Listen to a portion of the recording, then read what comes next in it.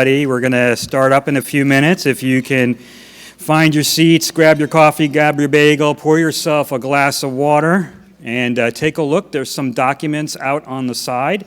If you are going to be in the training later today, if you look on the back of your lanyard here, there should be a password and a login information. Don't lose that. You're going to need that to log into the training environment, which will be a very fun and exciting event because you're going to learn a lot today. So we're going to start in a few minutes, and welcome once again today.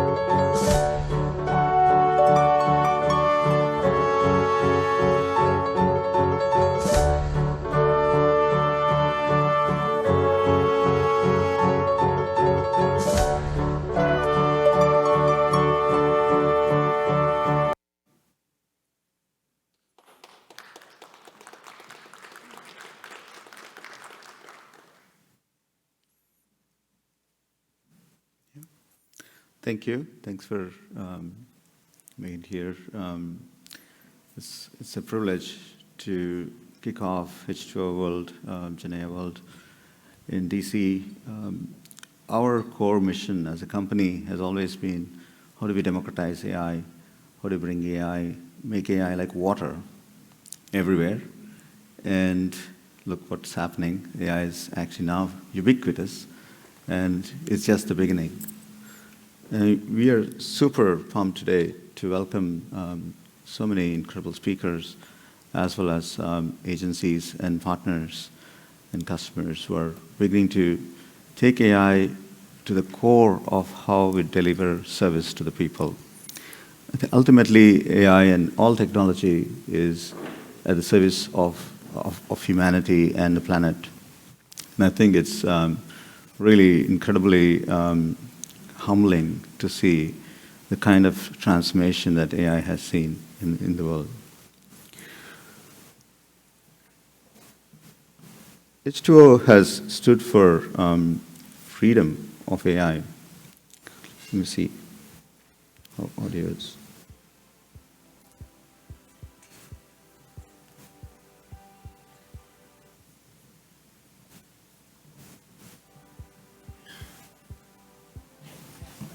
Let's get the audio to cut.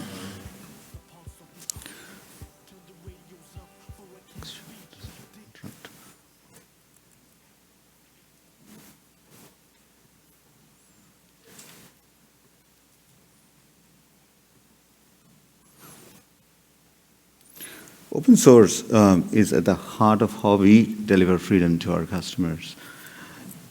And our core platform has mostly, 98% of what we do has been open.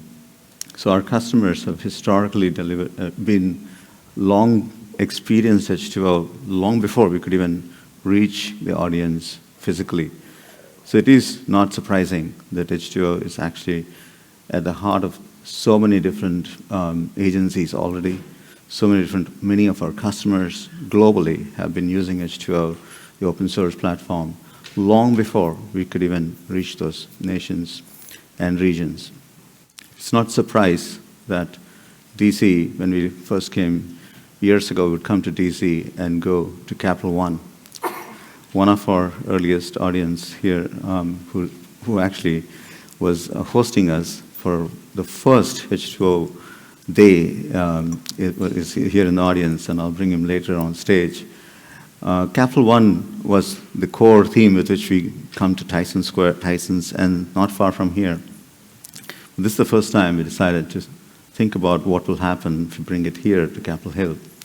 So open source and our movement, while it's come here before, several agencies over the course of the last 2 years we've been talking to have already been using our platform. It's only now we realize that our best platforms, which have been democratizing AI for banks, regulated healthcare, and other industries, is now truly is able to experience the best in AI that we have put together. Our mission is to democratize AI.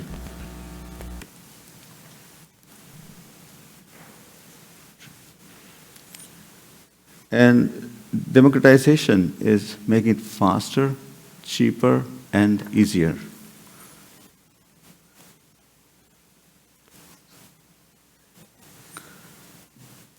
The second core mission that drove H2O to its widespread adoption is our mission to make AI for good. AI for good starts when at the seed of the company. I was pulled into building a math library because math at scale was not available. And my mom had breast cancer, and we wanted to fight cancer with AI. And lo and behold, open source software was not regulated, FDA approved, as I would say. Next thing, we've double-clicked, figure out why it's not approved. It turns out if you have many years of testing, it becomes really useful for public sector. And so that drove the core mission. And to the date, I think we have spent a pretty good amount of time democratizing AI and AI for good. This is the scene from the screen on the way here today. Bright, sunny day, but you see this every day. For us, it's very inspiring to bring AI at the heart of what transforms the planet. This team that you're experiencing the work of today is consisting of some of the world's brightest, as well as mission-oriented, to make our customers successful. We have more than almost all the top banks, more than half of Fortune 500, who have been using our platforms over the years. And it'd be really incredibly joyful for us to bring that craft of doing the world's best AI with the best people behind it straight to this community. Maker culture is at the heart of H2O's innovation, and our ability to infect our customers with the same kind of maker mindset. That's kind of where we are truly trying to bring our craft. H2O's continuously been building both open source at the algorithmic level, AutoML level, then now AI Cloud, and of course the GenAI App Store. Today we are announcing Gov GenAI App Store, and a powerful set of H2O GPT-E, the RAG-powered GenAI applications today. Most of these technologies are continuously converging into one core theme. How do we bring the world's best predictive AI to the world's best GenAI? Kaggle Grandmasters, you'll meet a few of them today. There's quite a few in the audience. Have been powering our innovation almost since 2014, 2015. Mark joined us for our first H2O World many years ago. And Arno and I would be sitting in the audience dreaming up, how do we get these grandmasters to actually co-create with us? Because one of the highest number of downloads that happened to our open source back then was because one of ours, Dimitri Larko, wrote a blog about how he won that contest using H2O open source. And next thing you know, we had the highest number of downloads that day. We also hired a top marketeer that day. But of course, the reality was practitioners, the best practitioners drive best practices. Today, we are home to the world's largest number of Kaggle Grandmaster community, and they are continuously innovating on all fronts, at the foundation LLM to the actual generative, how to use a GenAI, how to read the document, so we have AI for documents, how to label the documents, the ETL, then how to improve the prompts, right? So the concept of being able to kind of end-to-end touch every portion of your experience with the world's best talent behind, and then co-creating with our best engineers, our best physicists, our world's top domain experts, that both ours and our customers. That's where the real maker culture comes to shine. Ultimately, our maker culture is at the service of the customers. But in our case, our customers have been very strong makers. Today, you'll see with us on stage a few of our own customers and future prospects and folks we are learning from, regulators, who can refine how we can put real guardrails around AI that's become so powerful. The biggest theme for this year across the world is going to be not just how to retrieve things from a document or retrieve things from unstructured data, but also how to empower English that has become ubiquitous to call things that it doesn't know. So on the left side, you see how things are coming to fruition from our side. GenAI is not very good at math, but it can call a calculator. So that's where the whole concept of agents comes for us. How do you do H2O functions is a core theme. How do you start transforming what is truly democratized in terms of talking to a computer with an English prompt to how do you actually use it to forecast? How do you use it to extract new knowledge that has been left to interact inside your data and documents, as well as audio and video. I think that's the theme of convergence of predictive and generative. They'll bring the world's best AI to your fingertips. A lot of data, as most of you know, really data prep is at the heart of doing data science.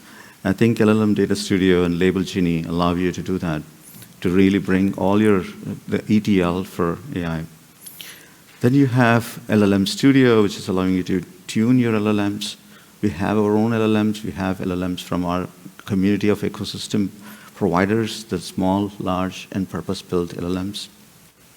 Prompt Studio allows you to tune your prompts behind the scenes with I would say 15-shot, 10-shot learning, and then able to kind of truly use LLMs to actually improve your prompts to a point where you can build your own GPT. So our vision is to deliver for you private, on-prem, protected, sovereign LLMs, sovereign data, sovereign AI. Protect your LLMs on your own turf, on your own platforms. Our customers are now able to connect the two different planets, the many years of predictive AI with generative AI in generative AI applications. We want to raise a forest, not just a tree, and build rich ecosystems. So again, a slide that's been there for a long time, because open source thrives and builds that ecosystems. Many partnerships across both open source tech ecosystem, but also across many of our partners are in the audience here, and we can put all of the logos on slide. But one of the most unique aspects of H2O has been its ability to co-create with the customers, and our customers are our partners. I want to thank everybody in the community, makers past, present, and future, for the H2O movement, the community of customers, and to all greatness and our greetings. I'm going to try and see if I can get the audio working. One more second.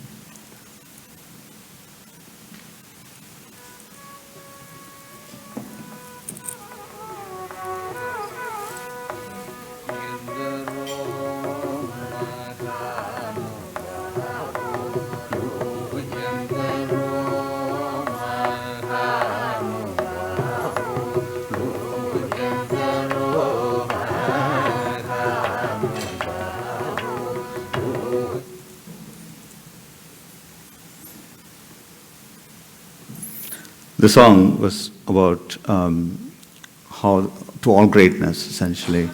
It's an ode to greatness, and we grew up with this incredible mathematical music, as is termed in India. And that music always started with thanking all the greatness on whose shoulders we're able to build math today, which we call AI. Data scientists, many of us on the audience, are 100% obsessed with data. But by the time we go into our boardrooms, it's 99% storytelling. And if you feel like why LLMs are truly transforming AI and democratizing, it's because storytelling is at the heart of human experience and how we deliver great feelings. I mean, at the highest level, by the time a feeling gets translated to a word, you already lost a ton of meaning.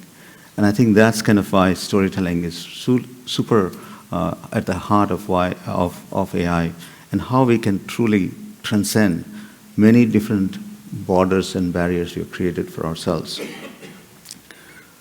We have historically taken this slide has been part of our journey for a very long time. Its time has come.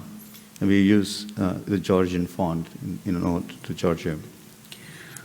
What is your IP in this world of LLMs? Prompt is your IP. What does that mean? Well, the questions we're asking out of our data is actually where all the magic is. Finding the answers is actually easier.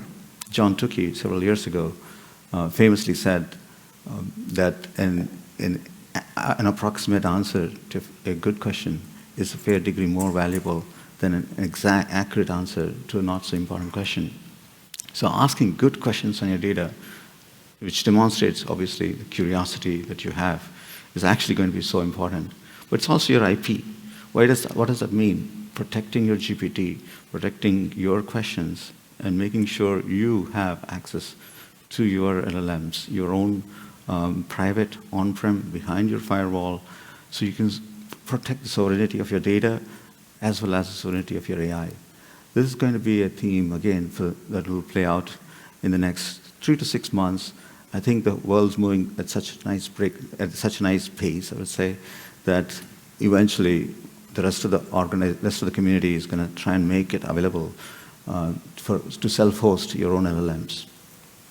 It also means we need to reduce the cost of the LLMs. The cost of AI today is almost prohibitive, unfortunately, but it's only a time point, just like the cost of setting up a website was very expensive in the dawn of the internet age. And very soon it became super democratized. So I think the cost of LLMs, whether it's small purpose-built LLMs, and the team has built some incredibly rich set of LLMs there, is going to make sure that you can host your LLMs without substantial cost. What is so pristine in this stage? Time, your time, which is a non-renewable resource. So as you think about investing yourself in understanding which technologies will thrive and which won't, really it's the people, and I think the executive order talks about it. It's the people who are building, the makers who are driving the future of AI are going to define how the AI is going to behave as well, as you saw famously last week. Is AI going to be a powerful transformation for this society? And I think that's beyond question. But one of the most fun innovation from last month even is this public publication about how one antibiotic that has never been discovered in the last 35 years, the groundbreaking new discovery in novel structure of antibiotics, which is going to change life. We have said famously about 7 years ago that anyone who lives past 2030 would probably like to live forever, because the rapid change of biological discovery, which AI is going to power, is going to be almost too awesome to describe. The team has been pouring away. We released Danube this week, which is our first 1.8 billion model, and I think the 1.8 billion, of course, sounds small. It is small, and it fits on a single machine, actually, and it's able to be. We actually try to deliver it slowly, which, of course, most of you will say, this is breakneck speed. Time is generally renewable resource. Well, we try to build it at the cost of a Toyota Camry, right?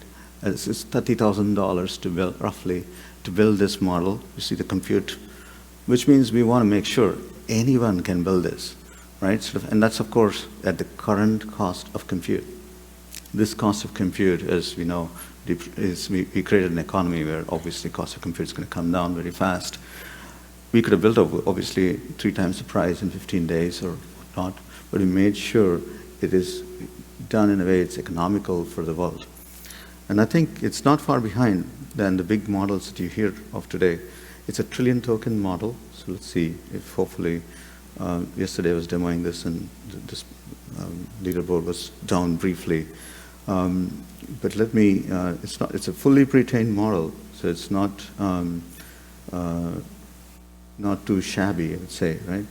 But if you look at how on HelloSwag, it's probably the top model in the planet, second best model on the planet. And Microsoft Phi, or if you had Gemma, probably that'll show up as well. But I think, as you can see, it's possible. And one of the unique aspects of this particular paper, you'll see, is a fully open source model, is it doesn't have hundreds of people trying to build that model. 2 people or 4, maybe we could stretch the number. Less than 10 of H2O makers built a model that's world-class and in HelloSwag, probably number 2, the top 5. So we're going to teach the world how to do this, teach all our agencies, our customers to build this. And it's not a burn your hole in the pocket experience. The team's now, fast forward, building the next set of LLMs so we can match Mistral 7 billion performance at a size less than 7 billion. Again, trying to fit it on a single machine so your inference costs can go down. I think inference costs and training costs are currently dominating AI costs. It's going to go away again. Small purpose-built LLMs one side, further trained on your data or further fine-tuned on your data. But more importantly, the cost of inference has gone down as well. There are several ASIC / new hardware paradigms that are giving 100x improvement in tokens per second, almost 20x price performance. Then we have open source. Our first contribution in GenAI is open source H2O-GPT and LM Studio. Many of you have seen probably GPT.h2.ai. I believe we just added password to this. Let me see if. And this, what we found.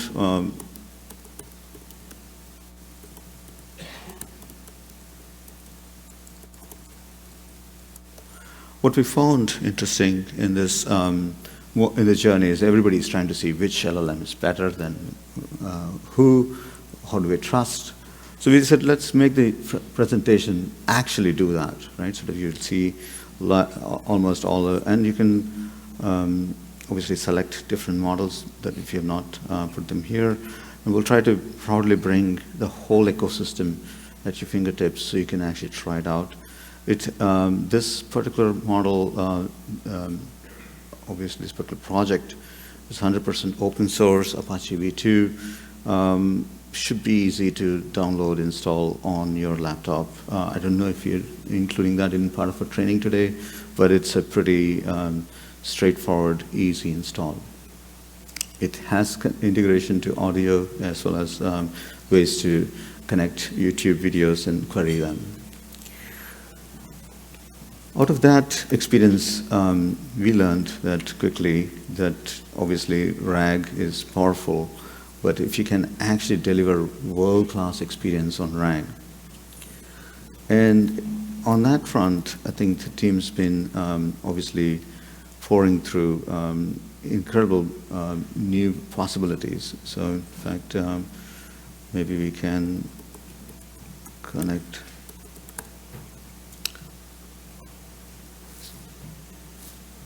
This is state of the art. So the multilingual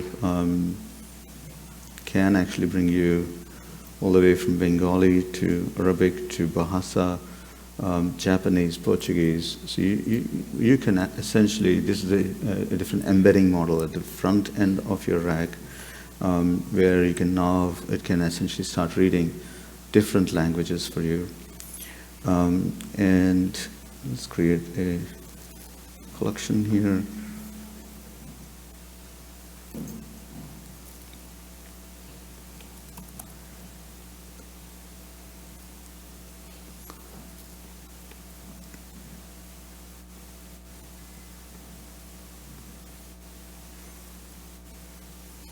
You can create direct summaries or even create sample questions for your documents. We'll come back to this create sample questions piece later when we try to use GenAI to test GenAI, because you want to actually start creating auto prompts. I know the Goose is in the audience. I'm going to not steal his thunder when we talk about how can we use adversarial testing to start bringing some level of safety for your prompts. I pulled up one of these collections earlier. I'm going to pull up one of our popular queries.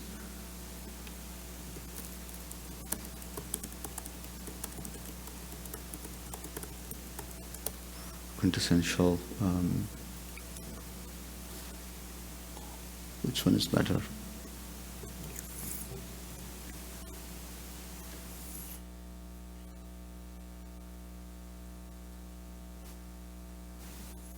everything we're doing here is actually a full-on API as well.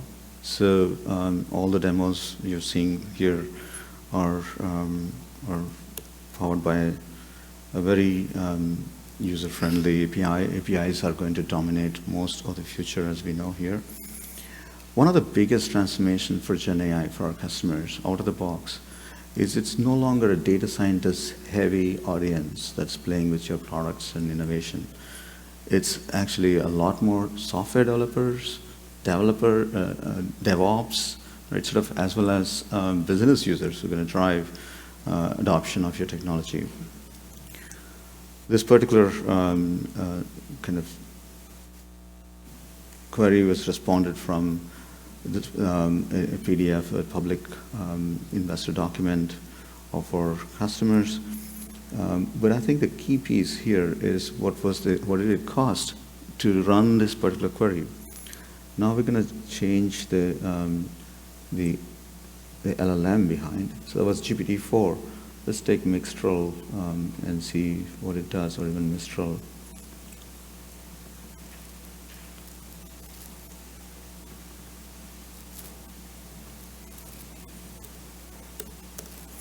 Inference cost is, as I mentioned earlier, that's just on the verge of being disrupted.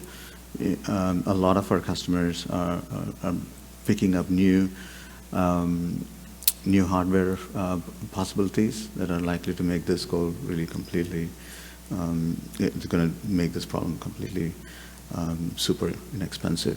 But that said, this is about easily 15, 20 times cheaper. This is Mixtral, which is your the model of that's 8 times 7B, roughly twice the cost of Mistral. But open source Mistral on that same query is not too far behind. That's and you get another 2x speed up on that. But the cost of doing these queries, especially when you democratize it across all your applications, is going to make all of this truly groundbreaking.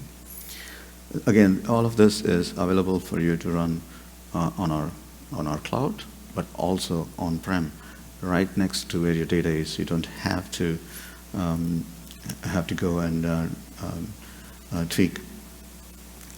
Today, the team has also announced Gov GenAI App Store, and so folks can try this with their own essentially personal or professional accounts.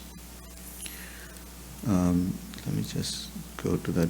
I think there's a follow-on, or Megan and Audrey are going to present some really interesting use cases from this form summarizing, for example. And we can probably going to force auth a second.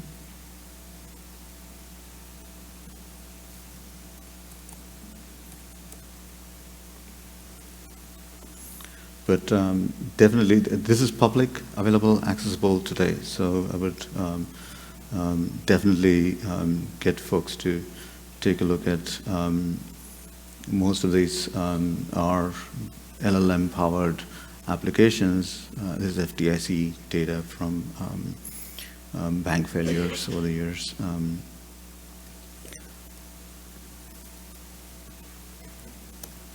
But yes, there's just a sampling of what can be done with AI.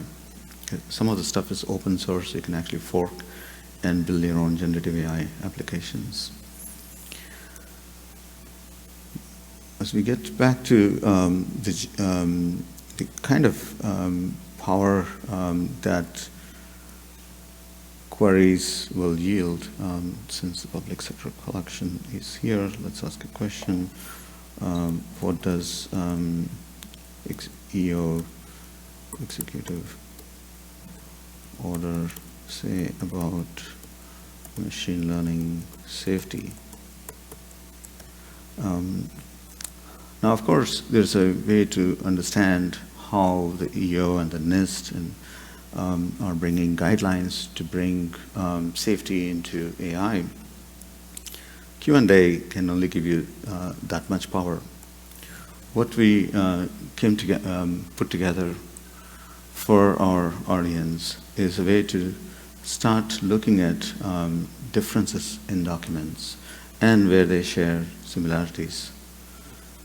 So the future of learning about AI and how two different concepts are spread across even a novel, right, or a movie, or a book, is going to be how to look at both concepts across to concepts within the same document. If you imagine having the same document on both sides. This is comparing and contrasting the executive order on AI safety with the European AI guidelines. Now, of course, this is just one of many, many ways of using AI. In fact, one of the interesting things I discovered through this browse mechanism is that the government has actually made it very easy for AI professionals globally to immigrate into this country, right? The serendipity of being able to look at things humanly. So that behind the scenes, you have the H2GPT-E and the vector databases, but also new ways of looking at fragments of concepts and making those concepts easily accessible and comparable. Imagine using this in a setting that's commercial. So 2 annual reports of one of our favorite customers, and how Jane here is trying to set the tone for her company, and try to kind of compare and contrast them. How did that change over a course of a year? And this is going to be, in our view, the future of how you're going to interact with unstructured data, and not just question answers, but scenario playing, right? Sort of how do you start bringing trends, looking at issues long before they happen. What we're looking at is still a retrieval world of Gen AI, the predictive world of Gen AI right around the corner. Another favorite, obviously H2 is an app store filled with innovation. One of my favorites is that came through co-creation with our customers, in this case Agus and Shivam and the whole team that behind, put together incredible way of looking at CFPB complaints on banking. And so you look at consumer complaints and how they trend across products, across different states, different months, and then look at what comes out of these complaints as well. I mean, this is live connected to your CFPB data sets, right? So one can actually look at what topics are emergent, and based on those topics, try to see if those are early warning trends for things that are coming that's likely to become more likely for your own bank or your own organization. Anyone who's ever put a service out there experiences complaints, which is actually a feedback loop.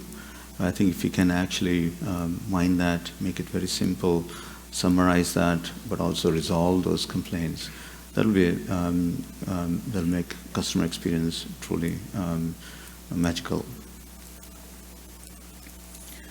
I think the amount of innovation that is going to be at display for you today is going to be quite fun experience for many of you. But I think being able to, anyone who's ever tried to file an IRS schedule and understand it and summarize it, we know that procedure summarization is one of the most difficult topic out there. Right? So being able to use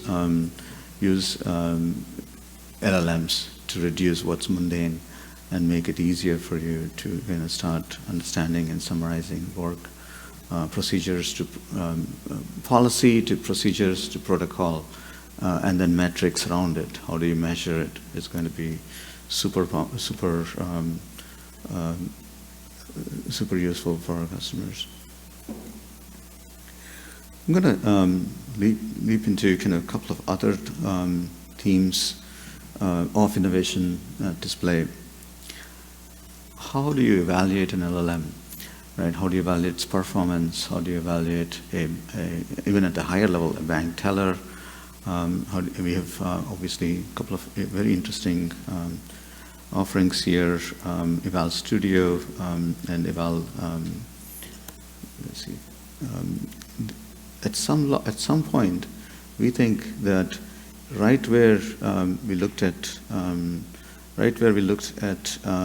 this query, if you gave a upvote or downvote, you're able to give feedback, and that feedback goes straight into your evaluation. So evaluation doesn't need to essentially wait for a complete different user experience. Again, today there's a reasonable part of transformation today.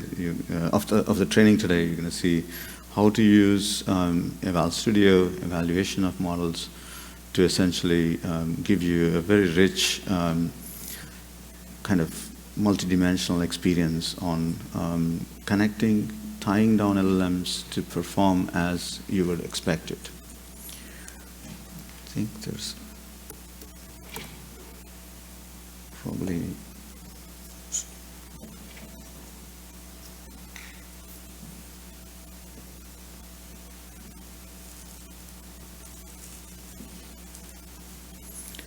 one of the things we were looking at the other day was how do you detect PII leakage, for example, in your documents or in your data, and how do you prevent kind of being charmed by just a couple of great answers, and when it's actually not performing very well, right? Sort of so precision versus context recall versus faithfulness and answer relevancy. These are again powerful new methods that are emerging.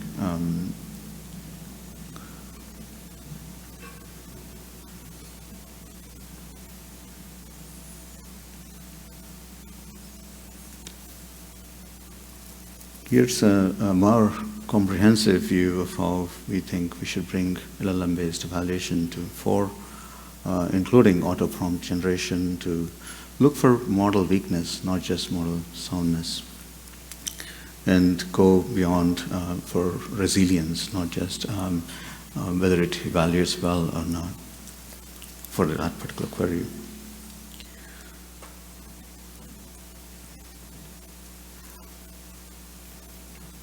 The convergence of generative and predictive can come in many ways. One of those we are super keen and pumped at is many of you are familiar with our AutoML. It is the leading platform in AutoML worldwide. And driverless AI is at the heart of some of the best platforms for both delivering predictions in banking to retail to healthcare. But I think what you would see is driving it from generative AI is going to drive even more adoption for the core innovation of predictive AI.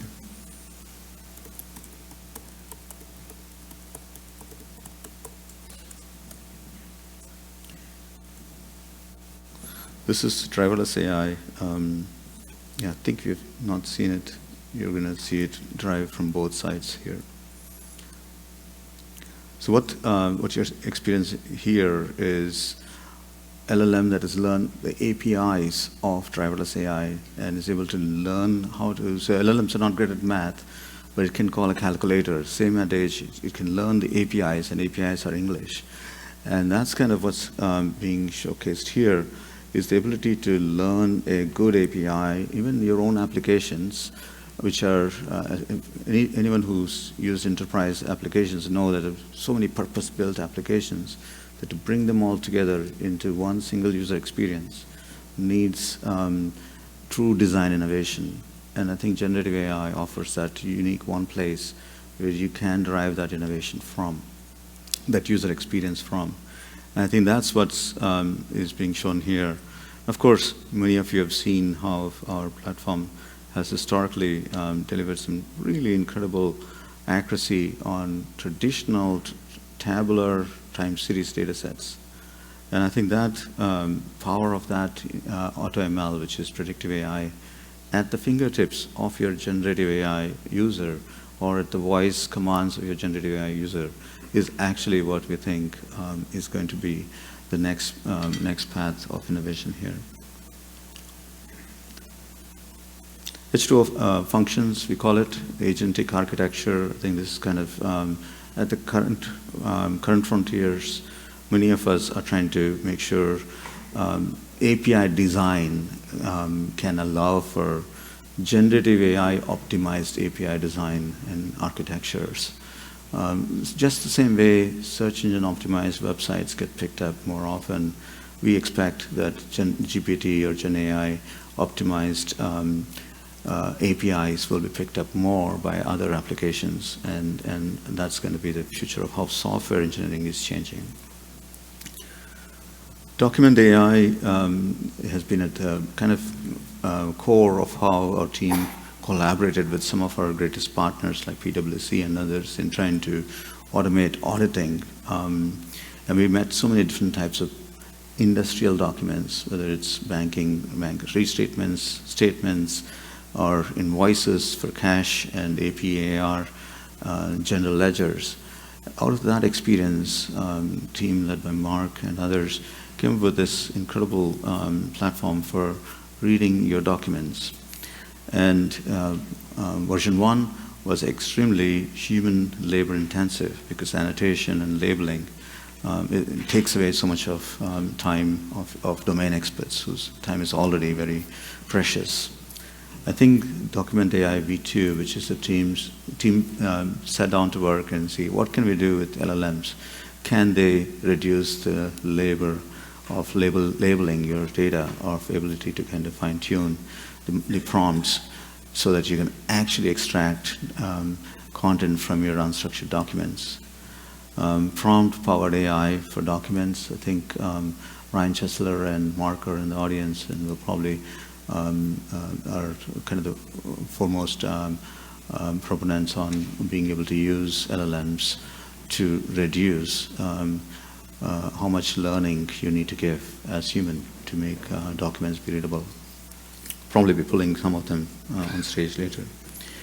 Label Genie, another place for innovation. Labeling itself is so expensive that people need AI to help with labeling. So this is actually a platform that's available for use today. We saw Document Diff, and then I, of course, was touching on this in so many different ways. Capturing feedback so you can actually reduce cost of AI. That's a place where evaluations come very forefront. I want to talk about what I think is one of the most, I would say, underutilized talent in the planet, our women. I think we need to continue to double down, triple down. Lean in is not enough. We need to jump in. I think being able to bring equity and inclusion should be at the heart of making AI universal. Data is a Sanskrit word. Most people don't realize it comes from data. In 1800 became popular in English. It is to impact energy, to give. And the greatest gift is gift of education, gift of health. And AI will usher, after data comes AI, and AI will usher in abundance. And when I say abundance, it's an abundance in every sphere of life. Abundance in time, because you can do more things at the same time. Abundance of space, both outer space, we're going to be discovering AI will help discovery of new journeys globally, universally. I started my AI journey trying to do voice-to-text recognition for a satellite launch countdown system in Indian space research. Space is vast, and we occupy a very, very, very, very small portion of that universal space out there. And then there is inner space to discover. We are human beings and spiritual machines. How do we discover more of ourselves through AI? It's a process. They call us human beings, not human bees. And being is a process. All processes are getting optimized as we manufacture intelligence. And I think there's so much strength to unlock inside. An abundance of matter and energy, new ways of delivering energy, new ways of delivering materials that will change the world. So AI's abundance is just around the corner. It's not the peak hype of AI. This is the beginning of another epochal journey that the human race will take. By 2030, most of the folks in this audience would have been running, if you're an AI engineer or AI enthusiast or an AI user, you'll be running a major organization in the planet. There won't be a Fortune 500 company which is not led by someone passionate about data or AI by 2025, even if not 2030. Our prediction, $100 trillion of economies ahead, being built in the I would say, the current AI era. With great powers come great responsibilities. So making AI safe and trustworthy and transparent is going to be a core mission for us. And that's where we're going to bring technology to bear. AI can make AI safer. You don't have to use there is policy, but really it is ability to, what is driving us to do this makes us, the core purpose is going to trounce our profit in the long. They would say there are still problems in the world, right? You've just come out of incredible COVID era, which stopped the whole planet and punctured it with so many different ways of localized thinking. Wars have always followed pandemics. Out of the 18 pandemics that human race experienced or more, 16 of them ended or preceded with wars. There's superstition, we call it fake news. I think it's the same. We have been basically not changed that much. There's so much abundance at the right of the tip, but if you don't deploy the technologies we have to bring make the world better, we're going to experience what the dark ages of 1300s experienced. Virus, wars, and superstition. AI can make a difference. The people in this audience can make a difference. We can make a difference. H2 has been used for census of wildlife, for example. We are deployed to user-generated pictures, are able to do census in Kenya. We have partnered with an NGO there, WildMe, and hopefully we'll have Tanya and Dan at our next GenAI World. During pandemic, many of the Kaggle Grandmasters were pro bono working with so many hospitals. It was a joy to watch emails from Kaiser Permanente or Bon Secours Mercy and other hospital systems telling how our team was right there when they needed to predict hospital staffing, arrival rate of patients. Many of them you can play as applications today. Demand sensing, how much Actemra drug needs to be built by Roche so that someone doesn't go into ICUs. Wildfire predictions, as we were pained by watching wildfires in California, the team put a challenge of bushfire challenges globally. I think the applications for doing good are just enormous. One of our customers, AT&T, they came to us about asking for how do you use AI to predict which telephone pole is likely to get hit by a hurricane, which led to the team putting together a model through driverless AI and able to predict with reasonably fair degree of accuracy precipitation, which is obviously partnered with Argonne National Lab and AT&T's team, to be able to predict which pole is likely to fall down in a hurricane. Turns out early warning systems for that is precipitation 43 days before. Most of these use cases are quite useful for an agency here or otherwise. And so these are quite topical for us, where our AI for good mission connects us with the mission that most of agencies here have. The public servants are fighting not just data, not just AI, but inertia of how they've been doing things. And AI is truly a cultural transformation. But what bonds us well with this community is we come to the government to actually want to bring change in the same way the mission-oriented public servants are. And I think we are also fortunate to be a magnet for power users of AI, whether in the private and public, but also power users of AI inside H2O and our partners.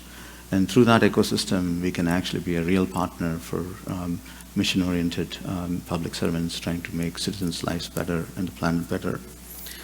Ultimately, I think democratizing health is going to be really valuable for the planet. Health is the only wealth. And like the same kind of inspiring piece that triggered my journey, I think if we have good health, we'll be able to bring true long-term wealth for the planet. But responsible use of AI comes from where the core theme of the makers has started.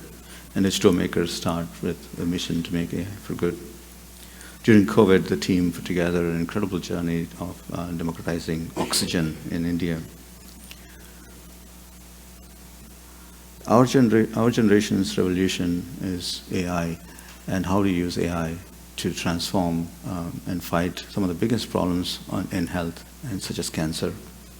We are all busy being born and busy dying, and it's about time for us to make AI be a partner in trying to change life on the planet. AGI, and I think this is probably usually a question that comes up on most of our panels, and so I'm going to address it. We do believe that the next generation of large language models are going to be even more, 2 to 4x more IQ levels. Right? Arno here probably will say, when is the 500 IQ in AI GPT going to be around? We think that it needs to belong to the people. We think that this superpower should be at the service of humanity and should be community powered and open source. I think that's a long journey, and I think we're going to run contests with the community we know we have to build AGI for the world in a very truly democratized fashion. It doesn't need to belong to the big tech. We all have tried to regulate AI, and we know that regulate social networks. We know how that went. Those algorithms are outside the realm of being regulatable at this point, and parents are fighting to protect their children from getting addicted to algorithmic content. I think the regulation of AI, on the other hand, will be, if it's open source, at the hands of a diverse ecosystem of small, mid-sized companies globally and groups of individuals who truly feel for the planet. I think that's going to be its greatest, will lead to greatest possibilities. So I think to that we're betting on the individuals, the people, the groups of small individuals who are here to transform the planet. I want to say BC is before COVID, right? Sort of a lot of data we know before has changed, and what we are going to experience, what you're seeing, the record speed of adoption is both power of open source, cloud, but also how COVID just woke us all up to go and do great things. Our topmost customers globally have been helping us find the journey. Our partners and our partners globally, public sector customers in Brazil, and I see a few great partners and people in the audience here who come all the way from LATAM. Our partners here are all driving that adoption for us, and I think are also co-creating with us. This is just the beginning of an incredible journey we're charting with our customers. Every purpose that needs voice will need an LLM. And I think we say that what needs after that is a dream. Most people in the audience are capable of doing way more than where they are today. And with AI, that will become a reality.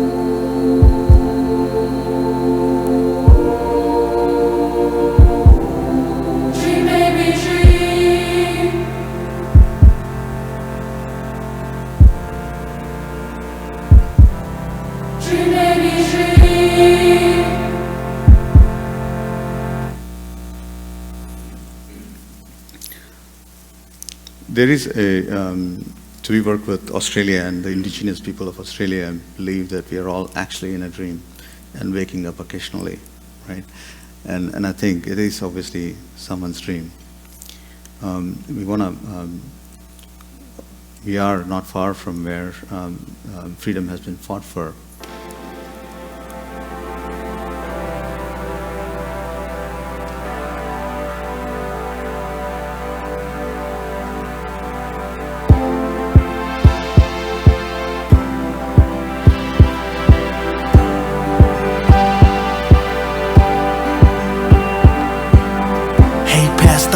Feel the heartbeat, drums echoes, the pulse of these harsh streets. Turn the radios up for a king's speech. Dictions of ambition must believe. Hey future, keep a solid vision on me. Native lingo, history is skin deep. My only sin was the color of my skin, so I must sin till pride emancipate mental slavery. And they said we would fail in time. Showed them up, we stood the test of time. I blame it on time, but regain it on time, so I claim it on time. Put soul in this image. This is music for the free spirit. Inspiration for those who really need it. Not those who listen, but those who really feel it. Songs of our time, teachers of our story. Let it be written in the maze. The survival of a culture is the reason that we made it. Yeah. Spirit time, keepers of our story. This is the land that has given freedom for folks like us who have come from very far ways. And as English became the true democratizer for the planet in many ways, English is how you're programming things now. LLM is opening up English as your command language for both querying your data, but asking questions out of your data, driving software through agentics, but also building software with AI. And I think what makes this a very unique moment for the world is that historically you had software, hardware, math, and physics, and design all in very, very disparate places.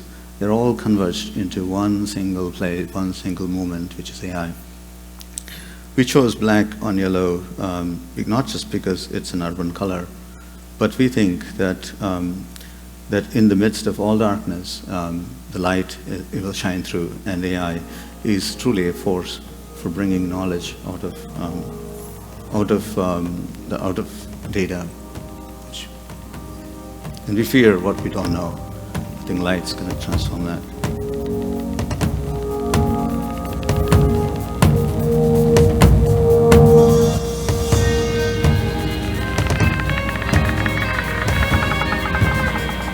In the midst of death, life persists.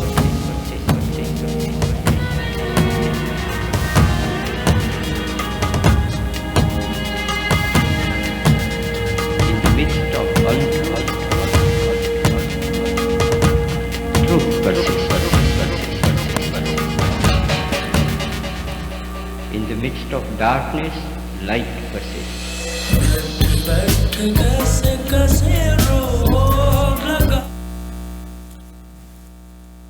with that, I leave you what typically is where we end most of our concerts in India, Mangalam.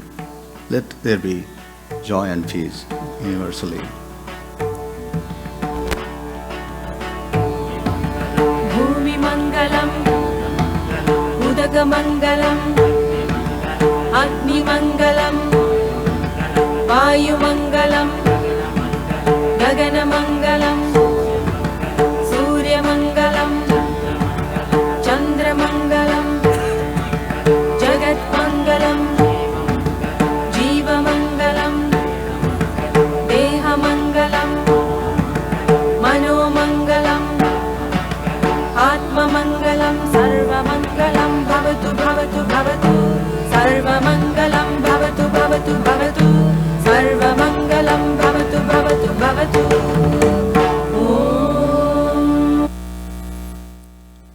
Bob Dylan said that you can be in my dream if I can be in yours, and you can be in my selfie and I can be in yours.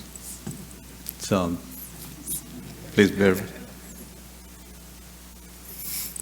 Thank you, and with incredible gratitude to the unbelievable amount of innovation powering my vision that the team had. I mean, the makers behind this company are truly one of a kind. You'll see many of them in